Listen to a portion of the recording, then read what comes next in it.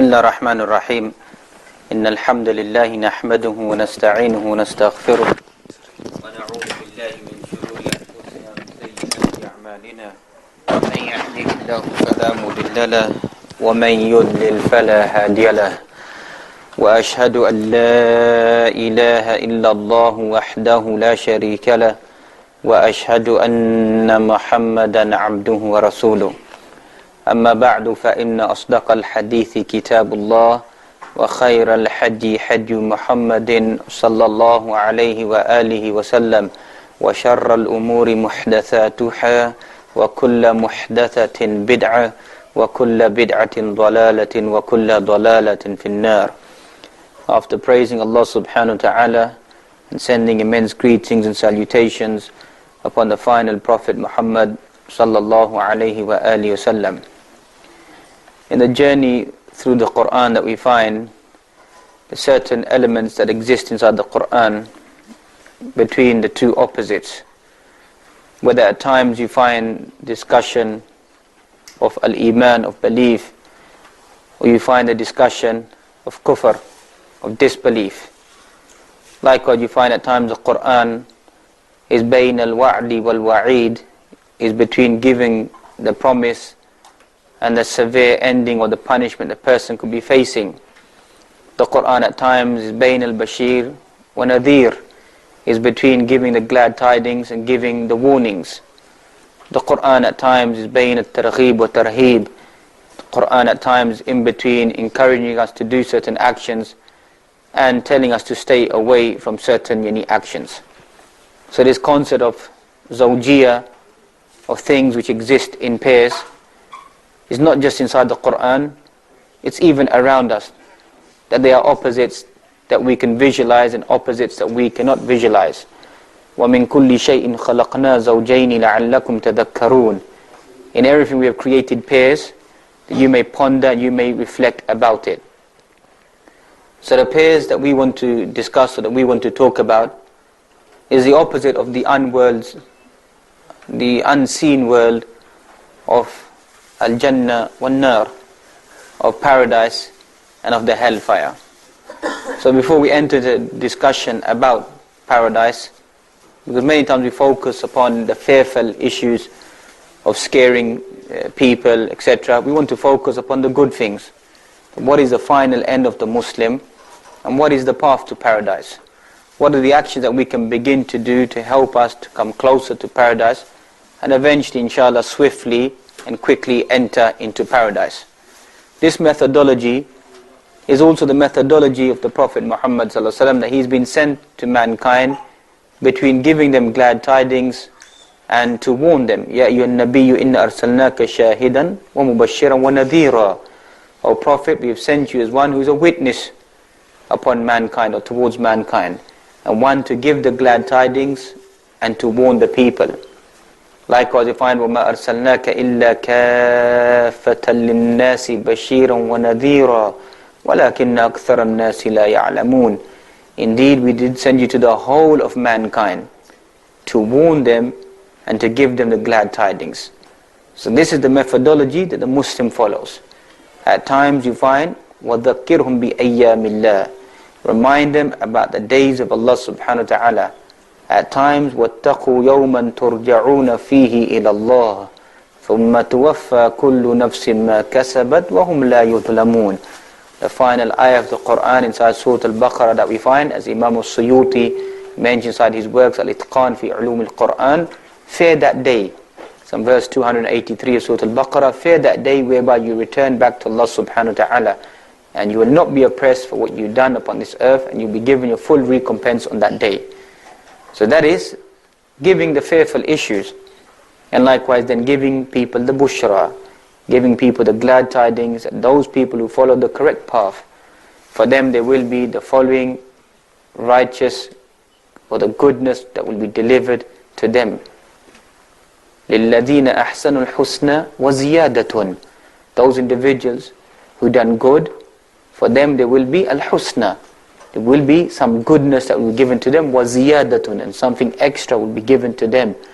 And obviously we know that ziyadatun, the extra here inside this ayah, inside Surah Yunus that we find, we read the tafsir of this ayah, and based upon the Sahih of Imam Muslim, that we find that ziyadatun, the extra thing that will be given to the Muslim, the believer, will be to see the sublime face of Allah subhanahu wa ta'ala. وُجُوهٌ يَوْمَئِذٍ نَاظِرَةٌ إِلَىٰ رَبِّهَا نَاظِرَةٌ. On that day, some faces will be radiant, they will be glowing, they will be shining, visualizing the Lord Allah subhanahu wa ta'ala. So that is one of the ultimate blessings inside paradise. So the person needs to tread that path to gain that ultimate blessing. And thus if you read the Kitab al-Iman of Imam Muslim that we find at the beginning, and you read the end of Kitab al-Jannah wa sifatu na'imiha wa ahliha, the book on paradise and the descriptions of the people of paradise, and the bliss and the bounties and the rewards that will be given to the people of paradise. So as I mentioned, we need to have the balance. وَكَذَلِكَ جَعَلْنَاكُمْ أُمَّةً وَسَطًا. We made you the middle nation. Know about those things which could be detrimental to us, and likewise also know about the good things, the blessings that will be given to us if we remain steadfast and committed on the path of Allah subhanahu wa ta'ala. So at times a person may study the evil or study the bad things or the bad ending to stay away from it. As the Arab poet, he mentioned, عَرَفْتُ الشَّرَّ لَا لِلشَّرِّ وَلَكِنْ لِتَلَافِيهِ. I studied evil not for the sake of evil, but to be able to stay away from it. Whoever doesn't know the difference between good and evil, جَدِيرٌ أَنْ يَقَعَ فِيهِ, will eventually possibly fall into that evil. So that is the reason why a person studies that which is incorrect, to be able to stay away from it. So as Muslims, obviously we study the concept of the punishment, of the hellfire, to be able to keep ourselves away from disobeying Allah subhanahu wa ta'ala. So today we don't want to focus too much upon that. We want to focus upon the good things. As we know, all of this is classified as a world of umur al-ghaybiyat, the affairs of the unseen. That's the Quran. When it begins in a strange manner by mentioning that this is the book, guidance for those individuals who are the pious individuals. And then the characteristic of these individuals, الَّذِينَ يُؤْمِنُونَ بِالْغَيْبِ, those are the believers who believe in the unseen. Because the whole of the journey of the Quran, whatever comes afterwards, is what? Is the unseen. We cannot actually see it. So we begin by reading the Quran, by believing in the unseen. So we know al-jannatu haqq wan-naru haqq.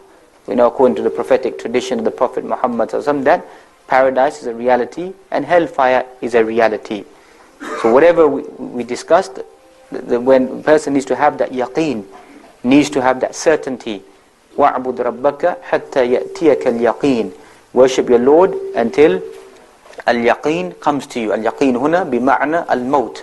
So the believer continuously worships Allah subhanahu wa ta'ala until death comes to that individual. Unlike the deviant individuals who believe al-yaqeen bima'na al-kash or al-ilham, or some superior knowledge or understanding, then the person give up the sharia. That is a deviant view. We find that the mu'min is the one who continuously worships Allah subhanahu wa ta'ala until the person leaves this dunya. He is always in state of ibadah. If there's any individual who's able to abandon the ibadat, the worship, it would have been the Prophet Muhammad ﷺ. But we find from his methodology, amongst his final few words in the final 4 or 5 days of his life, sallallahu alaihi wasallam, as-salah, as-salah, wa ma malakat aymanukum. The prayer, and whatever your right hand possesses. So if there was any individual that none of us Muslims would say it's possible to abandon the sharia or to give it up or not to be asked about it, it would have been specifically to the Prophet Muhammad ﷺ. But we see that he continuously remained observant until the final breath of his life, until he left this dunya. So this in his introduction to set us the mindset about that journey towards paradise, whereby Allah subhanahu wa ta'ala has prepared numerous things for the believers. That there's going to be blessings for the believers, especially that we find that living upon this earth at the moment, we find that some concept of justice is not given. أَفَنَجْعَلُ الْمُسْلِمِينَ كَالْمُجْرِمِينَ مَا لَكُمْ كَيْفَ تَحْكُمُونَ. Are we going to make the Muslims like the criminals? How do you judge? Because many times Muslims begin to pose this question, that what do we have inside this dunya? What are the good things that we're given to the believers? You can't judge like in this dunya inside the akhirah. The akhirah is a total different world. That's why, as I mentioned, we read Kitab al-Jannah, the book on Jannah, inside Sahih Muslim. You find many beautiful ahadith mentioned inside there. That the kafir, a disbeliever who's lived 50, 60 years of what they claim to be a good life, and he will be once dipped inside Jahannam. Did you see any goodness inside your life? And the person would say no. And did you ever enjoy any of the blessings of Allah subhanahu wa ta'ala? The person would say no. And likewise the believer, the opposite. One small dip inside paradise. هل مر بك شدة قط هل رأيت بؤسا قط? Did any difficulties come upon you? Did you ever see any hardships, adversities inside your life? One small dip in paradise. The believer will say what? No. So this dunya, as we know in the hadith of Sahih Muslim, ad-dunya sijnul mu'min wa jannatul kafir. This world is a prison for the believer and a paradise for the disbeliever. Meaning that disbelievers do whatever they want to do, whereas the believer is codified. Whether he possesses the dunya or he doesn't possess the dunya, he is still restricted by the quyud of the sharia, by the limitations, by the parameters of the law of Allah subhanahu wa ta'ala. The person needs to stay within that law. So the believer, even when he becomes dominant upon this earth, his vision is still the akhirah. Thus Allah subhanahu wa ta'ala mentions inside Surah Al-A'raf that we find, إِنَّ الْأَرْضَ لِلَّهِ يُورِثُهَا مَنْ يَشَاءُ مِنْ عِبَادِهِ وَالْعَاقِبَةُ لِلْمُتَّقِينَ. So indeed this earth belongs to Allah subhanahu wa ta'ala. Gives inheritance, dominance to whomever He wants subhanahu wa ta'ala. So even a Muslim becomes dominant, becomes powerful, controls, whatever it may be, look at the final end of the ayah. It's still sending out a message that for the believer, وَالْعَاقِبَةُ لِلْمُتَّقِينَ. The real abode for the believer, for the pious individuals, is the akhirah. That is the real essence of the believer. So the Muslim never falls into the trap that even if he does have the dunya, he is still working towards the akhirah. وَلَا تَنْسَ نَصِيبَكَ مِنَ الدُّنْيَا. Don't forget your share of the dunya. Doesn't mean that person gets so engrossed inside the dunya. The person is, as you find many ulama tafasir, they mention, the person is using the dunya to get the akhirah. إِسْتِعْمَالُ الدُّنْيَا لِلْآخِرَةِ. You're using this dunya. What it meaning this ayah, one meaning this ayah is, you're using the dunya to get what you can, to get towards the akhirah and get that immense reward inside the akhirah. Likewise you find, وَإِنَّ الدَّارَ الْآخِرَةَ لَهِيَ الْحَيَوَانِ لَوْ كَانُوا يَعْلَمُونَ. The real place of living, of life, of eternity is what? Is the akhirah. لَوْ كَانُوا يَعْلَمُونَ. If they only had knowledge regarding this. So the real home, the real final abode, وَاللَّهُ يَهْدِي إِلَى دَارِ السَّلَامِ. Allah subhanahu wa ta'ala guides towards the home of peace. What is the home of peace of Allah subhanahu wa ta'ala? The home of peace is paradise. يَا أَيَّتُهَا النَّفْسُ الْمُطْمَئِنَّةِ ارْجِعِي إِلَى رَبِّكِ رَاضِيَةً مَرْضِيَّةً فَادْخُلِي فِي عِبَادِي وَادْخُلِي جَنَّتِي. Oh, that soul in contentment and peace, return back to your Lord in a state of happiness, of contentment. Enter amongst my servants and enter into my paradise. So this is the return of the believer. That the believer wants to find his or her return back into paradise. Because obviously, initially, we've been expelled from paradise because of that initial mistake of Adam alayhi salam, that we've been taken out of paradise and we've been placed on this earth. وَلَكُمْ فِي الْأَرْضِ مُسْتَقَرٌ وَمَتَاعٌ إِلَى حِينٍ. We've only been here for a short while upon this earth, and then we have to make that return journey back to Allah subhanahu wa ta'ala inside the akhirah. Likewise, we find وَالدَّارُ الْآخِرَةُ خَيْرٌ لِلَّذِينَ يَتَّقُونَ أَفَلَا تَعْقِلُونَ. So Darul Akhirah is better for the people who are pious individuals. Why don't you أَفَلَا تَعْقِلُونَ? Why don't you comprehend and understand this? So once again, الدَّارُ الْآخِرَةُ, the final abode, the last abode, the eternal abode for the believer is the akhirah. So for many of us, we take it for granted, with false hopes and assumptions that we're just going to go to paradise. As we know in this world, whatever a person strives for is eventually what they will gain. وَأَلَّيْسَ لِلْإِنسَانِ إِلَّا مَا سَعَى وَأَنَّ سَعْيَهُ سَوْفَ يُرَى. Man will only have that which he strives for. So people striving after the dunya, Allah subhanahu wa ta'ala in general, sunnatullah ila al-ard, sunnah of Allah subhanahu wa ta'ala upon the earth in general, is to give the person whatever they strive for. And thus we find وَمَنْ أَرَادَ الْآخِرَةَ وَسَعَى لَهَا سَعْيَهَا وَهُوَ مُؤْمِنٌ فَأُولَئِكَ كَانَ سَعْيُهُمْ مَشْكُورًا. those individuals who strive for the akhirah and they exert their efforts, وَهُوَ مُؤْمِن, and that individual is a believer, that individual فَأُولَٰئِكَ كَانَ سَعْيُهُمْ مَشْكُورًا, then their sa'i, their striving, their struggling is one which is a grateful struggling that we find, and they will be equally rewarded. Thus you find inside Surah Al-Nahl that the believer فَلَنُحْيِيَنَّهُ حَيَاةً طَيِّبًا, will give the believer a good life inside this dunya, and even more so inside the akhirah. What is a good life for the believer inside this world? Those who believe and their hearts are full of tranquility in the dhikr of Allah subhanahu wa ta'ala. أَلَا بِذِكْرِ اللَّهِ تَطْمَئِنُّ الْقُلُوبِ, indeed in the dhikr of Allah subhanahu wa ta'ala do hearts find tranquility and peace. So obviously the striving, the struggling is going to be difficult. When people think it's very easy to enter into paradise, it is a commodity which is very, very expensive. Just like in the dunya you need to save up your wealth, your time, your efforts to go and purchase something and to gain it. Likewise, the akhirah is something very, very expensive. Person shouldn't think that the akhirah is something cheap. Paradise is something cheap that a person can do a few miserly actions and somehow get a lofty place inside paradise. It is something expensive, so the person has to make the most expensive of their time, the most value of their time and their efforts to gain a lofty place or a rank in paradise. And thus, as I mentioned once again, going back to Sahih Muslim, that we find that when Allah subhanahu wa ta'ala created paradise, and Jibreel alayhi salam went to see paradise and saw the beauty, saw the blessings, and he wanted, anybody who sees paradise would want to dive straight into paradise. And anybody who saw Jahannam, the punishment, etc., would want to do what? Stay away from it.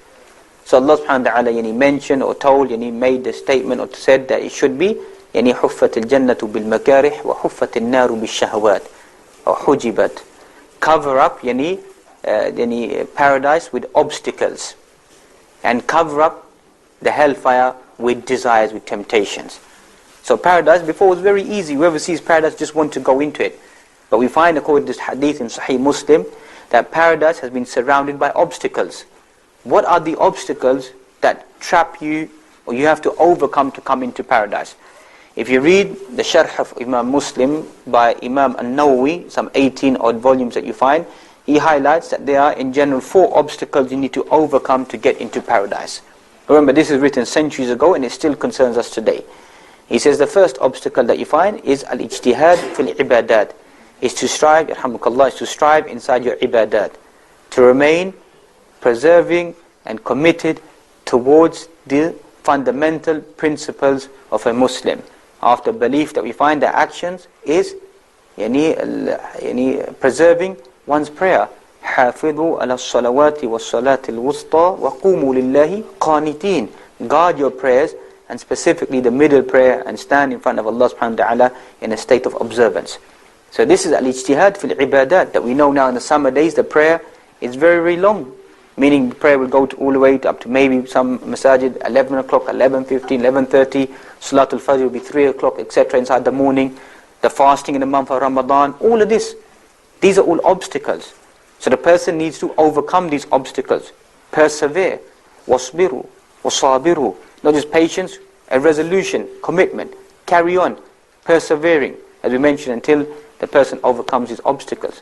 The second thing that he mentions is qadmul ghayth, which literally means to swallow one's anger. So many people, when they're young, etc., or even elderly individuals, when they get angry, then everything just goes out the window. If you want a path to paradise, swallow your anger. That's a sign of a path to paradise. The person swallows their saliva, swallows it like you swallow your spit. If you're fasting, etc., you have to do that. Or you're chewing something, you don't want to spit it out, you swallow it. So a path to paradise, a person needs to swallow their anger. It's what Imam An-Nawawi mentioned centuries ago. The third thing that he said is al-afu, is to be able to forgive and to pardon people. Now that's another obstacle. Some people, they may pray, they may swallow their anger, but they don't forgive somebody else. They're not able to forgive anybody else. No, but a Muslim, the chest of a Muslim is wide, is expansive chest. That the person is one who is able to forgive, to pardon, to overlook.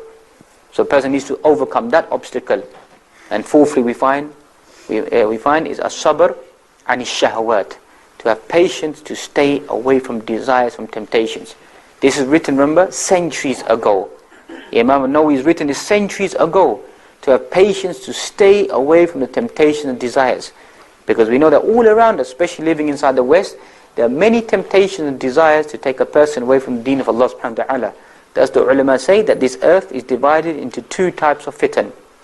Either fitna to shubuhat, the fitna of doubts in one's aqa'id, in one's belief, taking a person away from the sunnah, creating shubuhat, creating thoughts, incorrect thoughts. You find attacks of al-mulhidun, of atheists, or whatever, shu'iyya, communists, all these isms that we find, al-adyan al-ukhra, other ways of life, all trying to attack Islam, and all trying to create doubts. Is Islam, can it be dominant today in the 21st century? Does it really apply? Does the hijab apply today? Does a Muslim this apply? Does that apply? Does that apply? These are all shubuhat that will continue to begin to take place. But obviously some of the young individuals, they're not really too worried about this. So that's you find the second element is ash-shahawat, his desires, his temptations, that you find continuously bombarding the world, the whole globe, the Muslim ummah, with entering them into what? Into a world of temptations, whether it be the use of the media, the satellite, the internet, with television, whatever it may be. And the general atmosphere is another way of distracting people away from the deen of Allah subhanahu wa ta'ala. These are the two attacks. The attacks of shubuhat wa shahawat. Attacks of corruption of aqa'id, or the attack of the corruption of the natural fitrah of the human being, to keep people away from the deen of Allah subhanahu wa ta'ala. So these are shahawat that the young Muslims they face, or the Muslim face in general inside the West. A person needs to overcome that, to be able to become a successful individual, treading or coming upon the path of paradise. And we know the slogans around us, أَخْرِجُوا آلَ لُوتِ مِنْ قَرْيَتِكُمْ إِنَّهُمْ أُنَاسٌ يَتَطَهَّرُونَ. Get rid of the people of Lut. They want to be people who are purified. Very rarely do you find a person upon what? Upon righteousness, upon goodness. But that's what you find in a hadith.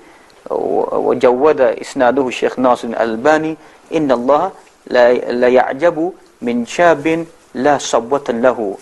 Indeed, Allah subhanahu wa ta'ala marvels at an individual, لا صبوة له بمعنى لا يميل إلى الهوى. A young boy, a young man who doesn't incline towards any temptations. Because Imam al-Mannawi, صاحب الفيد القدير, mentions فإن هذا نادر.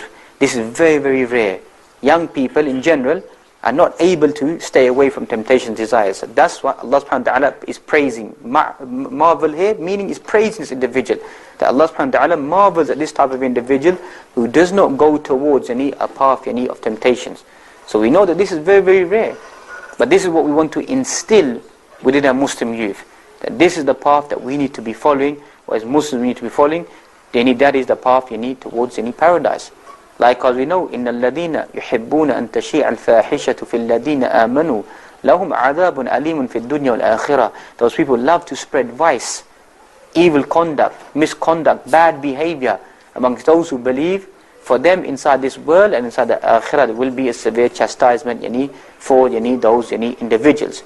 So obviously, and I'm sure most of us are thinking now, well, actions are not important. That's right. Actions to a slight degree may not be important, but Allah subhanahu wa ta'ala wants to see who is trying, who's making that effort. If a Muslim falls into the trap that their iman just becomes a life of al-hub, a life of just love, ulama of aqidah mentioned, فَإِنَّ هَذَا صَاحِبْ هُوَ الزِّنْدِيقِ. This person is a heretic. Because that's where you find that the Sufis, the mystical individuals, their life is all about al-hub. Allah subhanahu wa ta'ala loves, Allah pardons, Allah will forgive, do whatever you want to do. That is a heresy.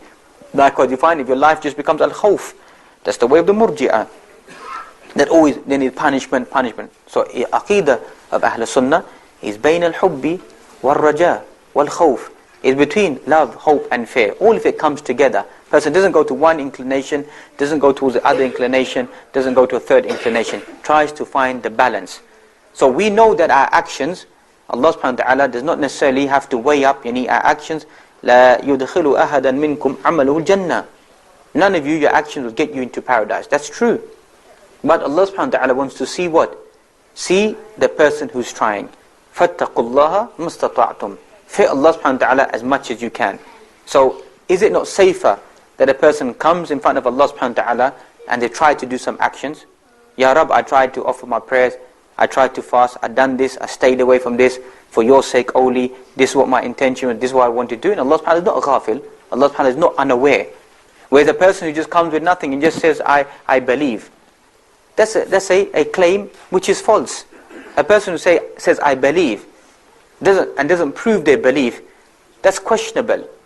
Because Imam al-Hassan al-Basri mentioned, Al-Iman laysa bit-tamanni. Iman isn't bit-tamanni, by false aspirations, just hopes, just to say, I believe.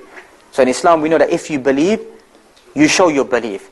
And that is, the aqeedah of Ahlul Sunnah that we find, is tasdeequn bil-qalb. You need the tasdeeq, the internal apprehension or conviction inside the heart. وَنُطْقْ بِاللِّسَانِ, to utter the shahadatain, to utter your belief. وَالْعَمَلْ بِالْجَوَارِحِ, and to carry out the actions with your limbs.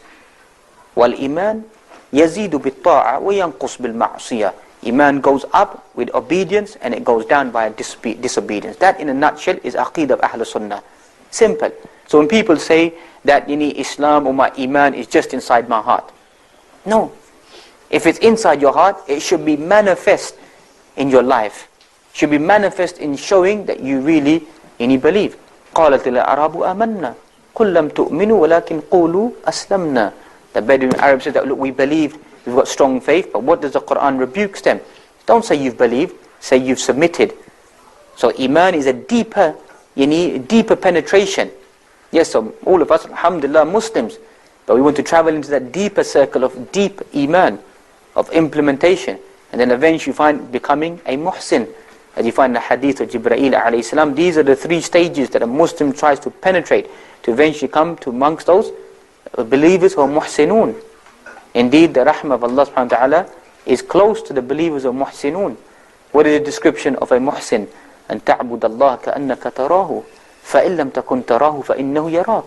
Worship Allah subhanahu wa ta'ala as though you see Allah subhanahu wa ta'ala, even though you do not see Allah subhanahu wa ta'ala inside this dunya, yet Allah subhanahu wa ta'ala sees you. So that is the pinnacle point of ibadah, of worship, that a person is focusing towards Allah subhanahu wa ta'ala. So we find that the correct belief of fear and hope and mercy creates what? Actions. As you find quite clearly inside the Quran, وَسَارِعُوا إِلَى مَغْفِرَةٍ مِّن رَبِّكُمْ وَجَنَّةٍ عَرْضُهَا السَّمَاوَاتُ وَالْأَرْضُ أُعِدَّتْ لِلْمُتَّقِينَ الَّذِينَ يُنْفِقُونَ فِي السَّرَّاءِ وَالضَّرَّاءِ وَالْكَاظِمِينَ الْغَيْظَ وَالْعَافِينَ عَنِ النَّاسِ وَاللَّهُ يُحِبُّ الْمُحْسِنِينَ. Now if you go and study this ayah in great detail, you find the answers there, whatever we mentioned before. That those are individuals, وَسَارِعُوا إِلَى مَغْفِرَةٍ مِّن رَبِّكُمْ. وَسَارِعُوا race. Run towards seeking the forgiveness of your Lord Allah subhanahu wa ta'ala and gaining that paradise whose width is like the size of the heavens and the earth. وَعِدَّتْ لِلْمُتَّقِينَ, which has been prepared for the believers. Now comes the criteria. What is the criteria of the believers? Is it just as what many of us think that we are muttaqun, we're pious individuals? The criteria is now mentioned. الَّذِينَ يُنْفِقُونَ فِي السَّرَّاءِ وَالضَّرَّاءِ. Those who spend their wealth in a time of happiness, a time of ease, وَالضَّرَّاءِ, and a time of adversity, of difficulty.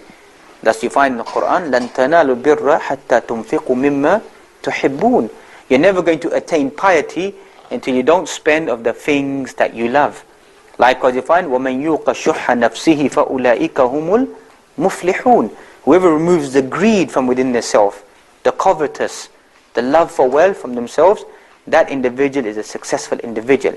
So if Iman is just as we think, it's just inside the heart, why is Allah subhanahu wa ta'ala sending out such messages? Those are the muttaqun, those are the pious individuals who spend their wealth in the times of goodness and the times of hardship. Likewise you find, as we mentioned, وَالْكَاظِمِينَ الْغَيْظَ, those who are able to swallow any their anger. وَالْعَافِينَ عَنِ النَّاسِ, those who pardon mankind. وَاللَّهُ يُحِبُّ الْمُحْسِنِينَ, Allah subhanahu wa ta'ala loves the doers of good. This is the criteria for the believers. Likewise, for another similar verse, you find سَابِقُوا إِلَى مَغْفِرَةٍ مِّن رَبِّكُمْ وَجَنَّةٍ عَرْضُهَا كَأَرْضِ السَّمَاءِ وَالْأَرْضِ أُعِدَّتْ لِلَّذِينَ آمَنُوا بِاللَّهِ وَرُسُلِهِ. Race with one another, challenge with one another in gaining the forgiveness of your Lord and gaining that paradise whose width is like the heavens and the earth. أُعِدَّتْ لِلَّذِينَ آمَنُوا بِاللَّهِ وَرُسُلِهِ, which is once again has been prepared for those pious individuals who believe in Allah and His Messenger. Belief in Allah and His Messenger leads to what? Leads to action. That's if you look at the opposite. If you read through the Quran, مَا سَلَكَكُمْ فِي سَقَرٍ, what made you go end up being inside Saqar? وَسَقَرْ مِنْ أَسْمَاءِ جَهَنَّمْ قَالُوا لَمْ نَكُ مِنَ الْمُصَلِّينَ. They said that we never used to offer the prayers.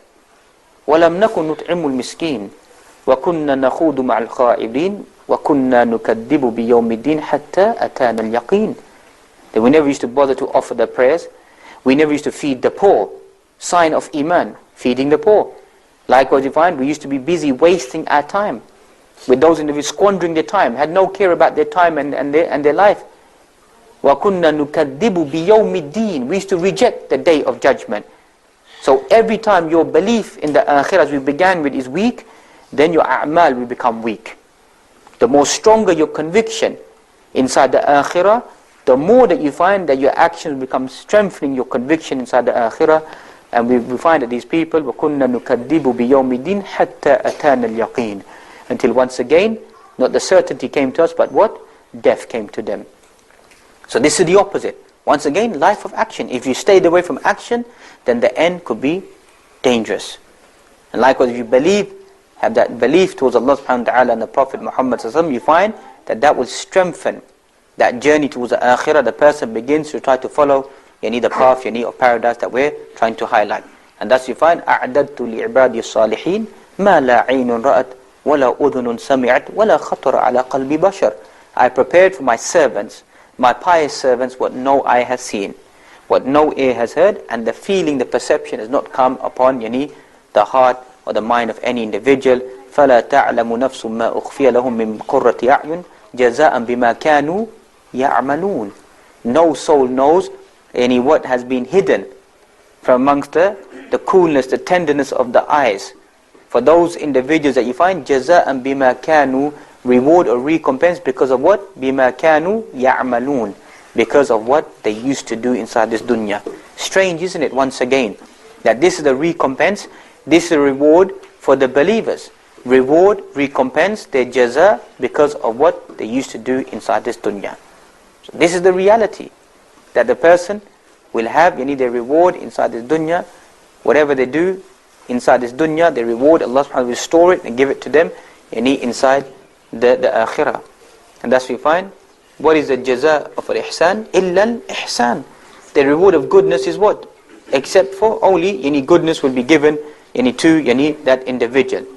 So we find that this, what does one have to do to gain this preparation? This preparation inside the akhirah. Remember, we don't have to do much, but Allah subhanahu wa ta'ala multiplies our actions. Our small life, our small action, Allah subhanahu wa ta'ala multiplies it to such a degree, to 10 times, to 700 times, to many ad'af, to many times as much as Allah subhanahu wa ta'ala wants, can multiply it. So our small actions, Allah subhanahu wa ta'ala gives us so much reward. Likewise you find that even a small place in paradise, a whiplash, in that you flog an animal with a riding beast, one strand of that, one thread of that, خَيْرٌ مِنَ الدُّنْيَا وَمَا فِيهَا. If you have that much place inside the paradise, is better than the dunya and whatever it contains. There's something to think about. Better than the dunya and whatever it contains. That one small, whiplash. Even though when you ask for paradise, you should ask for what? You should ask for al-firdaus al-a'la. You should ask for the upper part of paradise. So we find out what is this place of paradise that we find, the lush gardens that you find, which we mentioned, the rivers inside paradise that you find, rivers of honey, of milk, of water, of pure wine, the palaces, the gardens, the clothing, the ornaments, the musk of the smell of the human being, the digestive system. There will be no urine, there will be no bowl, there will be no digestive system. All of the whole concept of the human being will be changed. So what do we have to do to gain that eternal bliss, the life of eternity, the real home? As we mentioned, the person will have to live there for eternal. That's why we find that the kabsh, the ram will come, and the people of Jannah will know it, and the people of hellfire will know it. Because this is going to be the ram of death. And that's what we said to the people of paradise, khuludun fala maut. Live for eternity now inside paradise, there's going to be no death. And likewise the people of the hellfire, khuludun fala maut. For them as well, live for eternity inside the hellfire, there will be no death upon you. So these pleasures of Allah subhanahu wa ta'ala, we find, what does the person need to do? If you go back and you study And in general, most if not all of the ahadith talking about paradise, you find something very, very strange.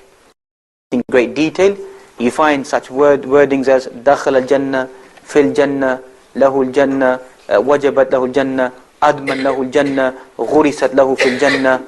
The person will be entered into paradise, will be given this in paradise, this will be planted inside paradise, I promise this for the person in paradise, I guarantee this for the person in paradise. Go and read all those ahadith. And you know what you find in all those ahadith? That the person who enters into paradise, the person will have this in paradise, will be granted this in paradise, with this tree will be given to the person will be rewarded with this. What do you find in all those ahadith? Nothing but actions. Go and study all those ahadith in detail. Person who says this will have this planted in paradise for the person. Whoever does this will have this in paradise. Whoever prays 2 raka'at sunnah of Salat al-Fajr inside the morning, it is better, خَيْرٌ مِنَ الدُّنْيَا وَمَا فِيهَا, inside the Sahih of Imam Muslim. 2 raka'at sunnah that you find before Salat al-Fajr, better than خَيْرٌ مِنَ الدُّنْيَا وَمَا فِيهَا, is better than the dunya and whatever the dunya contains. Study all those ahadith. Person says this, person guards this, person stays away from this, person is guaranteed this inside paradise. So why are all these wordings being mentioned then? Have these wordings just been mentioned for the sake of just mentioning them? Or they show an intent that if you want this in paradise, you want to gain this in paradise, this is going to be given to you in paradise, this is going to be planted for you in paradise, this is your home inside paradise. Whoever prays the 12 raka'at, the sunnah in a day, prays the 12, will have a garden or a home inside paradise. So what does that prove? Does that mean now just say I want to pray 12 raka'at and you get that lahu baytan fil jannah, a person will have a house in paradise? Who believes that? Is there any Muslim who believes that? If they do, that's a deviant belief. So what do you have to do? You don't know if you're definitely going to get it, but you're going to do what? You're going to try to do what? You're going to try to offer those 12 raka'at, 2 before Fajr that we find, 4 before Dhuhr that we find, 2 after Dhuhr, 2 after Maghrib, 2 after Isha. That's the 12 that we find. Other narrations mention 10, but 12 is more, stronger, etc. So what does a person have to do? Has to do that. Man yadman li ma bayna lahiyayhi wa ma bayna rijlayhi adman lahu jannah.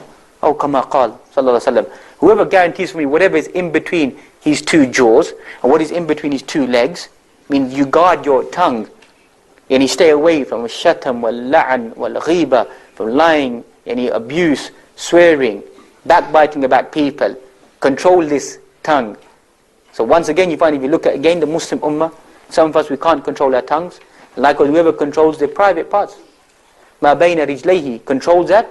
What did the Prophet Muhammad mention for that individual? Adman lahu al-jannah. I guarantee for that person a place where? In paradise. So how are you going to guarantee yourself a place in paradise? Are you just going to say, I believe in this hadith?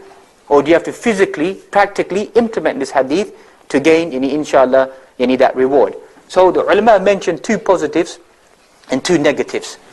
2 positives, 2 good things, and 2 wrong things that we can stay away from, which helps us to concentrate upon focusing upon the path on paradise. Some of them we already mentioned it already, but just to quickly to conclude, you find the 2 positives are faith and righteous deeds.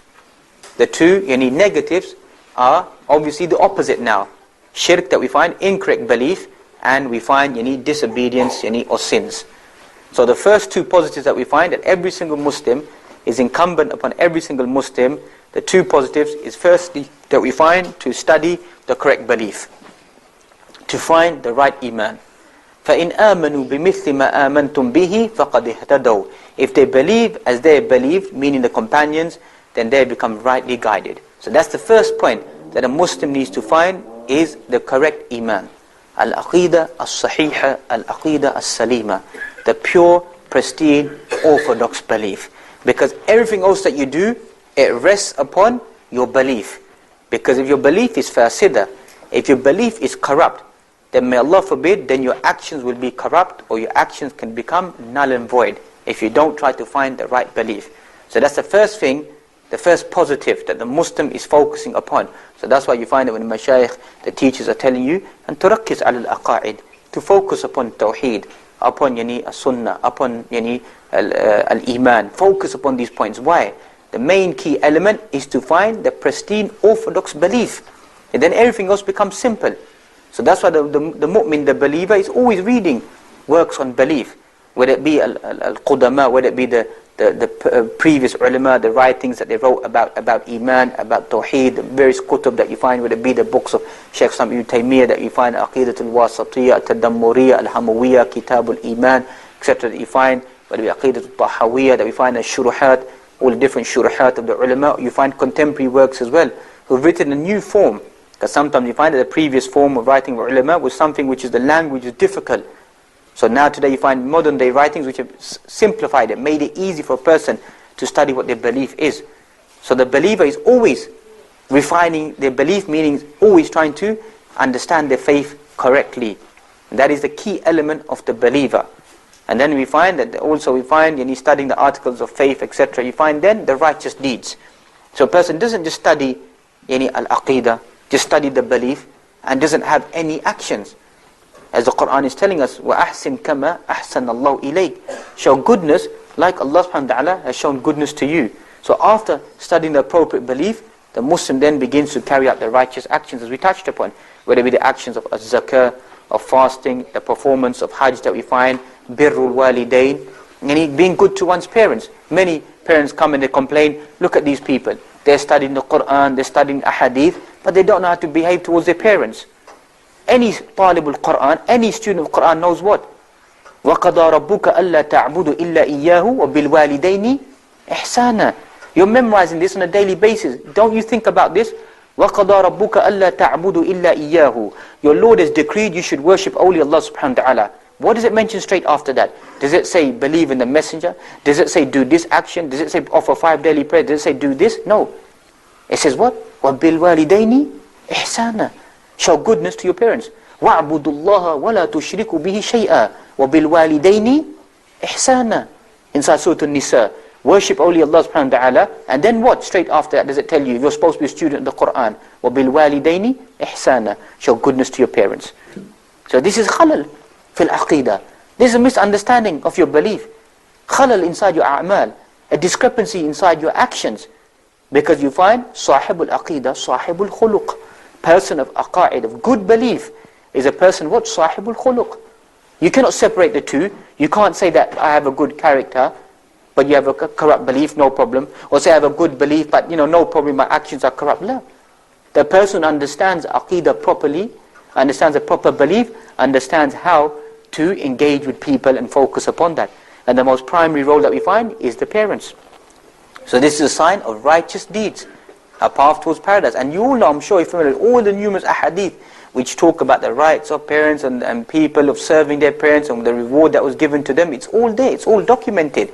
Likewise you find towards one's relatives, that you find silatul rahim, that you find keeping the ties, and your family members, is all righteous deeds. The rights of neighbors that you find, the person, من كان يؤمن بالله واليوم الآخر فليقل خيرا أو ليصمت ومن كان يؤمن بالله واليوم الآخر فليكرم جاره ومن كان يؤمن بالله واليوم الآخر فليكرم ضيفه. All this hadith that you find, basic elementary hadith. Whoever believes in Allah subhanahu wa ta'ala last day, then that person speak well or do what? Remain silent. Yaskut. Remain silent. Whoever believes in Allah subhanahu wa ta'ala on the last day, look at the key link again, believes in Allah on the last day. So you believe in Allah on the last day, can't just say I believe in Allah subhanahu wa ta'ala on the last day. فَلْيُكْرِمْ جَارَهُ. Let the person show goodness to his neighbor. What does it mean, ikramul jar? What does it mean to show goodness to your neighbor? What does that mean? Read through the shuruhat of various ulama, whether it be the writings of Ibn Rajab al-Hanbali explaining Al-Jami' al-Ulum al-Hikam, explaining Imam Nawawi's 40 ahadith, or other ulama, Shaykh Uthaymeen's sharh, you find Shaykh Salih Fawzan's explanation that you find many different ulama. What do they highlight about the rights of one's neighbor? Based on the hadith Abu Darda, that when you're cooking your food, then what should you do? Add more water for who? For your neighbor. Where are we from these actions today? Some of the fuqaha mention al-jar, your neighbor is 40 doors to your right and 40 doors to your left. Obviously today that's shaq, that's difficult. That's difficult to adopt that today. But obviously at that time when it was a small village, 40 doors wasn't much. But today living in the mudun, living in the cities, it's difficult to say that 40 doors to your right and 40 doors to your left. But at least a couple of doors to your right, a couple of doors to your left. And that's you find based upon some narrations, even though the narrations are weak, you find your jar, your neighbor next to you. وَإِنْ كَانَ كَافِرًا كَانَ لَهُ حَقٌّ وَاحِدٌ. If he's a disbeliever, he has what? One right over you. What right does he have over you? Can you now say فَهُوَ كَافِرٌ? Can you say he's a disbeliever? No. There's one right he has over you. The right he has over you, that he is jarun lak. He is your neighbor. وَإِنْ كَانَ يعني, you find that this person is Muslim. كَانَ لَهُ حَقًّان. He has two rights over you. The rights of being a Muslim, and second, the rights of being what? Being your neighbor. وَإِنْ كَانَ يعني مِنْ أَقْرِبَائِكَ. If he happens to be from your family members, he or she has how many rights over you? Has three rights over you. Being a family member, being a Muslim, and being your neighbor. So this is something for us to begin to think about. You believe in Allah subhanahu wa ta'ala last day, then a person show goodness towards the neighbors. Whoever believes in Allah subhanahu wa ta'ala last day should show any goodness towards the guests. Ikramul dayf. And it is the way of the Prophet Ibrahim alayhi salam, and likewise the Prophet Muhammad sallallahu alayhi wasallam. Likewise we find the righteous deeds of the Muslim is in speech. And the Muslim وَقُولُوا لِلنَّاسِ حُسْنًا. Say to people good things. يَا أَيُّهَا الَّذِينَ آمَنُوا اتَّقُوا اللَّهَ وَقُولُوا قَوْلًا سَدِيدًا. Say the correct words, appropriate words. Is another concept of righteous deeds of the believer. Likewise we find reviving and practicing the sunnah. التمسك بالسنة, encouraging people to come towards the sunnah is also a righteous deed that a person needs to do. And likewise a person is vigilant in their life. أَتَأْمُرُونَ النَّاسَ بِالْبِرِّ وَتَنْسَوْنَ أَنفُسَكُمْ وَأَنْتُمْ تَتْلُونَ الْكِتَابِ أَفَلَا تَعْقِلُونَ. Do you order the people to do something and you don't do it yourself?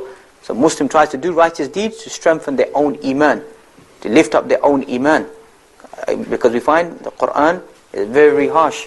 يَا أَيُّهَا الَّذِينَ آمَنُوا لِمَ تَقُولُونَ مَا لَا تَفْعَلُونَ كَبُرَ مَقْتًا عِنْدَ اللَّهِ أَن تَقُولُوا مَا لَا تَفْعَلُونَ. Quran says that, oh, you believe, why do you say that which you don't do?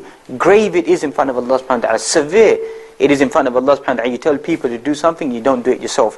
So the Muslim, and he is worried about carrying out these righteous deeds upon themselves, and then if Allah subhanahu wa ta'ala gives them tawfiq and ability, then spread that towards any other individuals. As for the two negatives that we find, it's obviously naturally the opposite of the two positives. So if you don't have the right belief, you'll be following a path of what? Of shirk. Shirk, of incorrect belief. And we know that shirk is a dangerous concept, because we find inside the Quran, inside Surah An-Nisa, two verses, identical verses in the beginning, the ending is slightly different, that you find, إِنَّ اللَّهَ لَا يَغْفِرُ أَن يُشْرَكَ بِهِ وَيَغْفِرُ مَا دُونَ ذَلِكَ لِمَنْ يَشَاءُ. Whoever dies upon committing a shirk, Allah subhanahu wa ta'ala will not forgive shirk, but will forgive any other sin other than that. So sometimes we find in our community that people have a corrupt belief, are carrying out actions of shirk. We should be worried about this, that we don't die upon shirk. As the Quran mentions, that those individuals, إِنَّهُ مَنْ يُشْرِكْ بِاللَّهِ فَقَدْ حَرَّمَ اللَّهُ عَلَيْهِ الْجَنَّةِ وَمَأْوَاهُ النَّارِ وَمَا لِلظَّالِمِينَ مِنْ أَنصَارٍ. Those people commit shirk with Allah subhanahu wa ta'ala, فَقَدْ حَرَّمَ اللَّهُ عَلَيْهِ الْجَنَّةِ. Allah subhanahu wa ta'ala made it haram for that person to ever go where? Into paradise. So one should be worried that this is the opposite. This will take you away from the path of paradise. Thus you find that shirk destroys your actions. وَقَدِمْنَا إِلَى مَا عَمِلُوا مِنْ عَمَلٍ فَجَعَلْنَاهُ هَبَاءً مَنْثُورًا. The actions of these people that they've done, we made them into scattered dust, having no value at all. Obviously, you know this ayah is talking about the mushrikun, but the ibrah, the lesson is there, that if a Muslim falls into severe shirk, then their actions can become null and void. Even the Quran mentions towards the end of Surah Yusuf, the 12th chapter of the Quran, وَمَا يُؤْمِنُ أَكْثَرُهُمْ بِاللَّهِ إِلَّا وَهُمْ mushrikun. Most people believe in Allah subhanahu wa ta'ala, but they commit what? They commit shirk. They have a corrupt belief. اجتنبوا سبع الموبقات. Stay away from the 7 deadly sins. What is the most deadly sin that we find? Al-ishraku billahi subhanahu wa ta'ala. Committing shirk with Allah subhanahu wa ta'ala. Likewise inside Surah Luqman that we find, Inna shirka la dhulmun azim. That shirk is the greatest oppression. So this is a distraction. This is one of the main negatives that will distract you away from the path of Allah subhanahu wa ta'ala, away from the path of paradise. And likewise the second negative that we find, is the path of person falling into ma'asi, into dhunub, into disobedience. Person is not safeguarding their mind, their ears, their eyes, their heart, everything about them, their tongues, their stomachs. Person not worried about it. Whatever they're eating, whatever they're drinking, whatever they're seeing, whatever they're visualizing, whatever they're saying. So a life of dhunub, a life of ma'asi is also a negative. May Allah forbid it takes you away from the path of paradise. Doesn't mean you may not go to paradise. Yes, you will eventually go to paradise. But you may have to face some suffering, some torture, some recompense for the actions that you've done, and then eventually go into paradise. So one could maybe think, I have the right belief, but then begins to fall into disobedience of Allah subhanahu wa ta'ala. So that's we find a person, he safeguards everything, safeguards their oaths, their witnesses, their testimonies, safeguards their wealth, their family, their children, everything. Ya ayyuhalladhina amanu qu anfusakum wa ahlikum nara. Oh, you believe, save yourselves and your family members from the fire. So that is a path, you're trying to safeguard oneself, to stay away from dhunub and ma'asi. So this, in a nutshell, that we want to encourage all of us brothers and sisters to find the swiftest and the quickest path to paradise. There is a quick path, but naturally that path is going to be difficult. But as long as the person is trying to be observant and trying their best, then the rewards will be many for that individual. وَأَنَّ هَذَا صِرَاطِ مُسْتَقِيمًا فَاتَّبِعُوهُ. This is the long path of Allah subhanahu wa ta'ala, follow that path. Do not deviate, do not go away from the path. Do not follow a path of deviation, of corruption, of innovations, of ma'asi, of dhunub, of disobedience. Try to find that accurate path. Yes, that path will be difficult, the path will be a long struggle. But if a person, as we began with, has that certainty, has that yaqeen, has that iman, then that person begins to know that every single step of my life, and it's not much of a long life, it's 50 odd years, 60 odd years, the age of this Muslim ummah will be bayna 60 wa 70. That's how long the life will be. If you take away your young days, 20 years of young days, take away 10 years of sleeping, 5-10 years of being inside the toilet, 5-10 years of eating and drinking, what are you left with? Not many years, is it? Only 10-15 years of your life you're going to enjoy, and that's it. Then you make that return. You may even go before that.